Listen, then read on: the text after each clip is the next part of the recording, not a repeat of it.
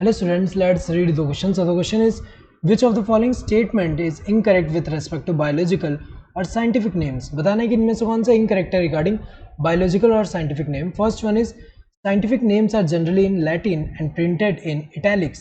ये जो है ये वाला तो correct है, क्योंकि अगर हम देखें scientific name जो होता है, जैसे example अगर हम देखें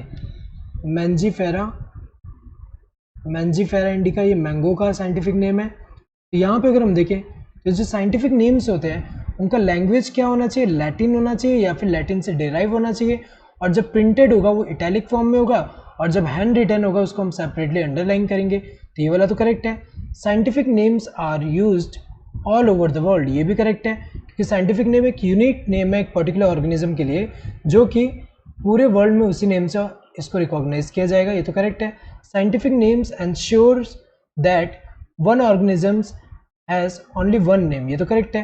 जैसे मैंजीफेरा इंडिका एक साइंटिफिक नेम ये सिर्फ मैंगो का है, इसके अलावा किसी भी ऑर्गेनिज्म का ये साइंटिफिक नेम नहीं होगा.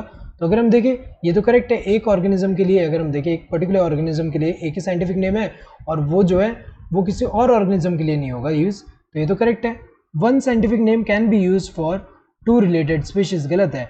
इवन वो स्पीशीज रिलेटेड हो लेकिन उनके लिए अगर हम देखें दो जो रिलेटेड स्पीशीज होंगे दोनों स्पीशीज का नेम जो होगा डिफरेंट होगा. तो अगर देखा जाए कि साइंटिफिक नेम जो होता है वो एक ऑर्गेनिज्म के लिए अगर हम देखें एक पर्टिकुलर ऑर्गेनिज्म जो हो उनके लिए जैसे एक पर्टिकुलर स्पीशीज कह सकते हैं, तो वहाँ पे उनके लिए यूनिक एक ही होता है. यहाँ पे टू रिलेटेड स्पीशीज की अगर हम बात करें तो इनके लिए दो डिफरेंट होगा. सो यहाँ से इनकरेक्ट कौन सा, दिस फोर्थ वन.